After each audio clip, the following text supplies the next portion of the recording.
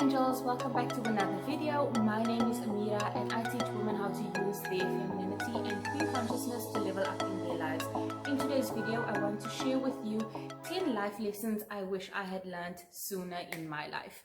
A lot of these lessons I'm sure you can relate to. The first lesson is I am unique and I do not need to compare myself to anybody else. I wish I had learned this sooner in my life. It would have saved me so much of heartbreak, so much of misery, and it would have made me such a happier person, honestly. When I was growing up, I was always compared to others, not only me, but everyone around me, compared everyone else to everyone else. And it didn't really make sense to me because everyone is different at the end of the day. However, because I was being compared to everyone else as a child, as I grew up, I compared myself to others as well. There was always somebody prettier, somebody better, somebody more interesting, somebody taller that I would compare myself to. And as a result, I became very negative towards myself. I had a lot of negative self-talk. I had a low self-esteem. I didn't feel good enough in any situation. And I'm here to tell you, ladies, you are unique, okay? You are special. You have your own gifts, your own talents that nobody else has. And you can only be you. There is no other you in this world besides you, okay? So forget everything everyone has ever said to you. You don't need to be better or taller or whatever. And you don't need to compare yourself to anyone else. The only person you need to compare yourself to is yourself. What have you been doing to improve your life and yourself? That is who you should be constantly in competition with, yourself. Okay, not the next person, not the lady down the road, not your neighbor, not your cousin, not your sister, no one. No one can do you better than you can, okay? The next step I have for you, or the next lesson I wish I had learned sooner in my life, is not to accept everything everyone says as the truth. As children, we are very impressionable. We believe everything our parents and our elders say to us. We take everything they say as the gospel and we believe it full-heartedly without questioning it, without doing our own research. It just is that way because my mommy said so or my daddy said so. But I'm here to tell you, ladies, I'm sorry, it doesn't work that way. And I had to learn that the hard way when I got into the real world. When I was a teenager and I finally moved out of my parents' house, I realized that life is not the way they told me it was. There are a lot of things that I had to learn about that I had to first unlearn and then learn the real stuff, okay? If that makes any sense to you. I'm not going to go into any examples right now, but my parents would always make things seem much worse than it is to protect me or to stop me from going in a certain direction, if I can put it to you that way. So as a result, I grew up with a lot of fear, I grew up with a lot of hatred, I grew up with a lot of misconceptions about people, things, situations, and it really wasn't the case. So I'm here to tell you, ladies, especially any young ladies watching, please, please, please, you do not have to believe everything everyone else says about the world, about people, about situations, about anything. Do your own research, make your own mistakes by living life, make sure that you learn from those mistakes as well, obviously. Because if we don't learn from our mistakes, we're not growing, okay? So make your mistakes, but learn from it. Do your own research. Find out things that you want to know from the people who are qualified to give you that information, okay? It's no ask your mom, who's a receptionist, how to write a book, for example. If she hasn't written a book, you will go to somebody who's done that before and you will find out from them. So what I'm saying is just be mindful of who you are asking questions and who you want information from. They might not always be qualified to give you the information you need or that you want, and they also might be giving you the wrong information. Not purposely, sometimes they don't know any better. So just be mindful of that. The next thing I wish I had learned when I was younger is to speak my truth, okay? And this is a tough one because it takes a lot of courage to stand up for what you believe in and to say things as it is and to speak your truth. A lot of people will judge you. A lot of people won't accept what you are saying. They will fight back against you, and they will pretty much make things difficult for you. But I'm here to tell you that speaking your truth, it doesn't matter what it is. It takes a lot of courage, and nobody can take that away from you. Once you've spoken your truth about a situation, it is there. It's out in the open. You've said what you've said. You've meant what you said, and it is what it is. It can either be accepted or it can be dismissed. And either way, nothing is going to happen to you in terms of you are not going to be moving backwards as a person. You are only going to be moving forward. You are only going to learn how to stand up for yourself and be courageous, okay? Now, I'm not saying you should go out there and just bash people and slam people and say, oh, I hate you and I don't like this and I don't like that. I'm talking from a perspective of speak your truth in terms of what you believe in.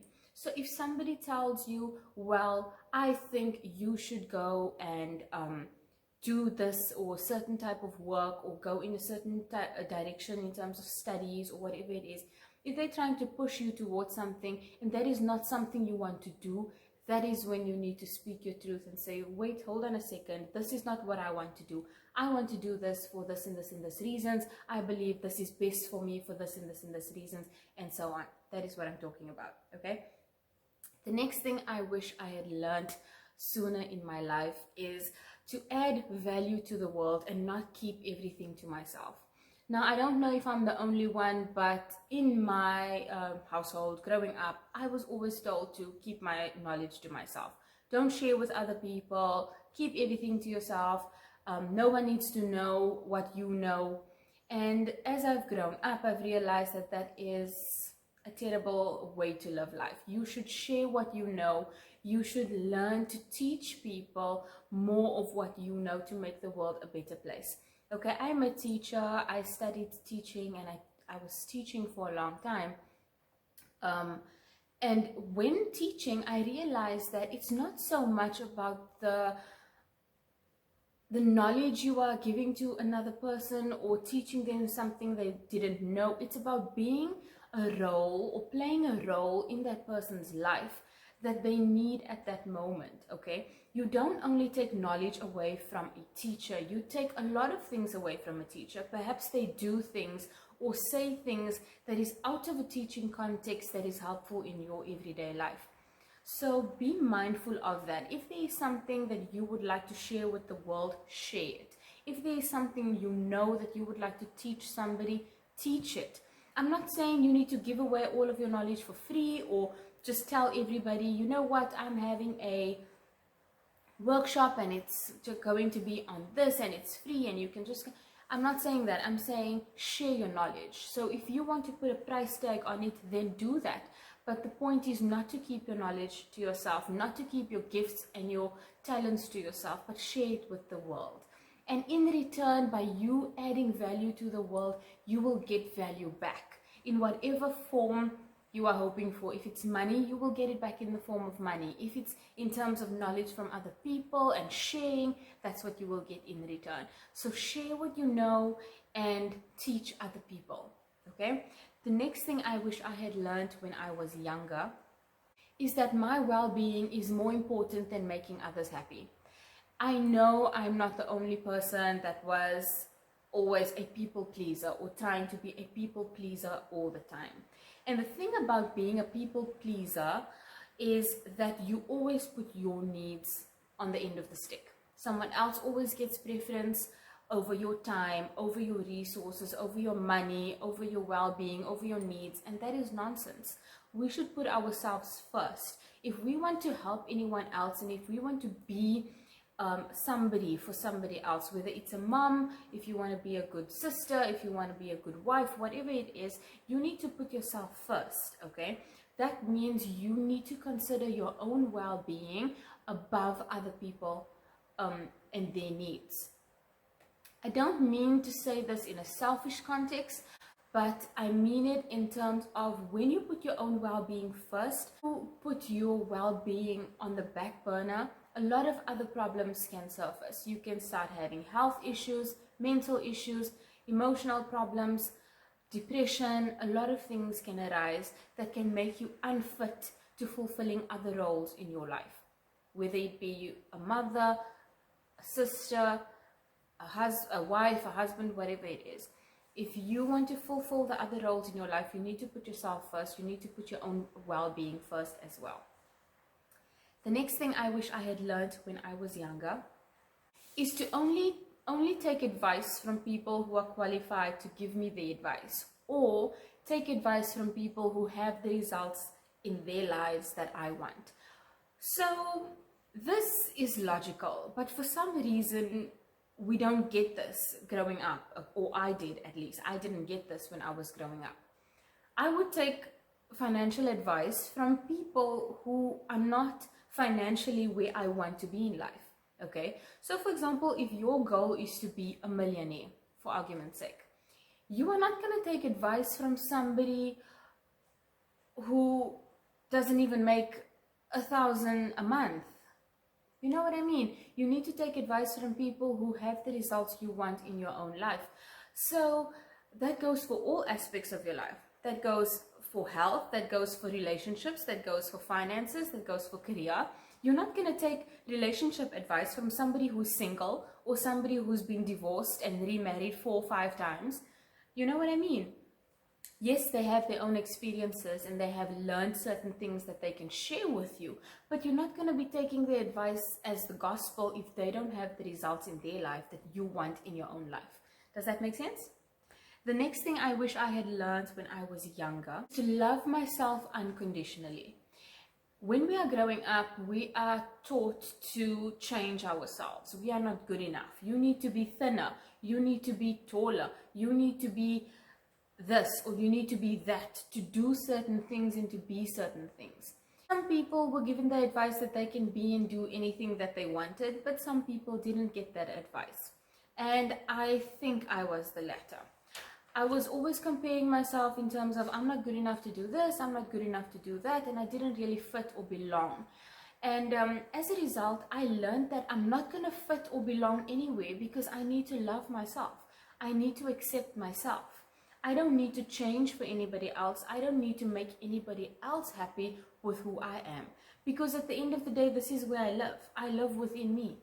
And if I'm not happy with myself, then nothing else matters. Because whoever is telling me to change, they go back to their own lives. They don't have to deal with me 24/7, but I do.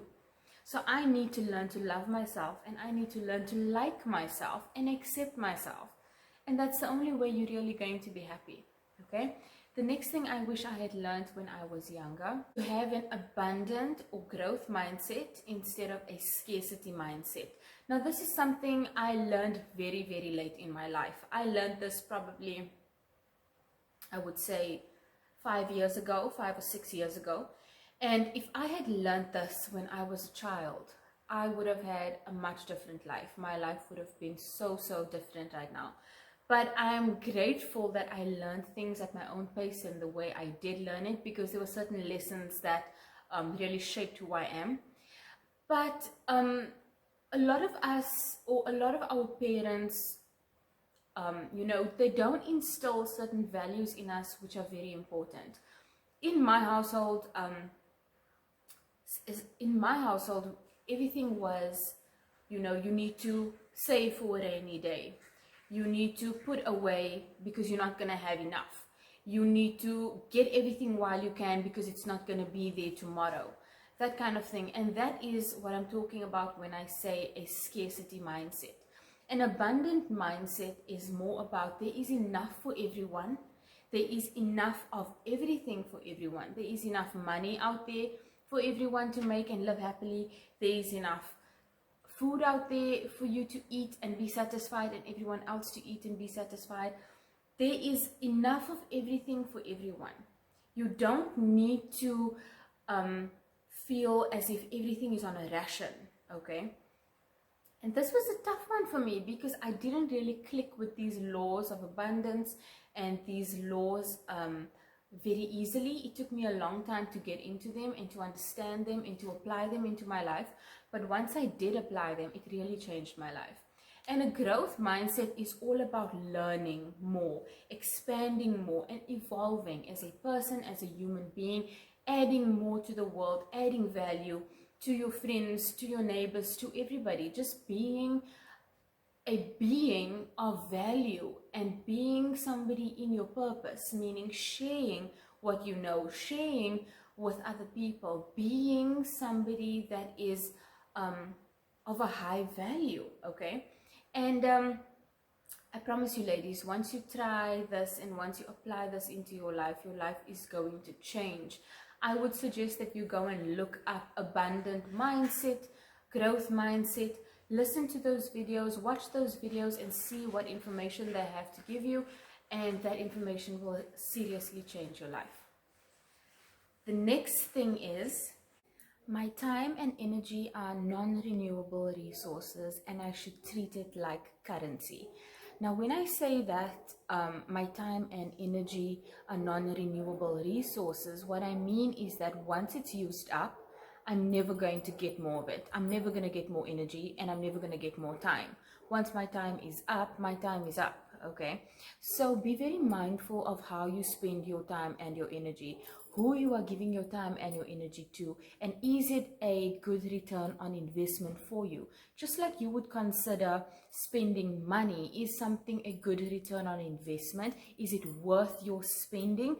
You should consider your time and your energy just as precious as you would consider your money to be, because it is actually more important than money. You can make more money, but you cannot make more time and you cannot make more energy. Okay, so just be mindful of that.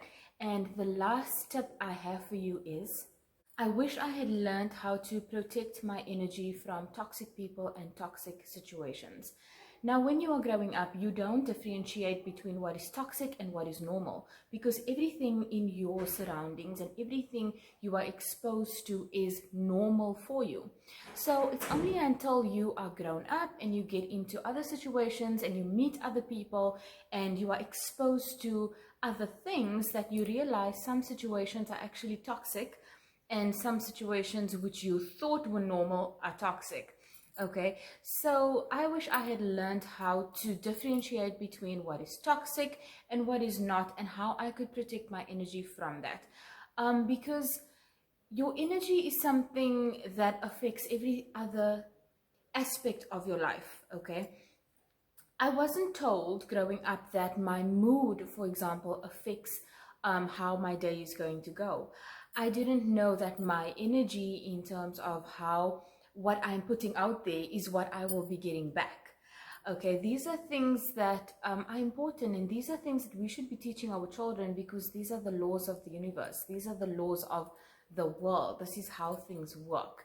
And the more we are mindful of that and the more we know what is going on, the more we pay attention to what we do, the more we pay attention to our thoughts, our beliefs, our actions, so that they line up to who we want to become and what we want to achieve in our lives.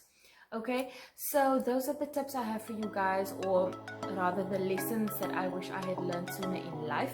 If you enjoyed this video, give me a like. Also, if you haven't already, subscribe to my channel and turn on the bell so that you are notified every time I upload a new video. Find and follow me on social media, and I will see you next time. Bye.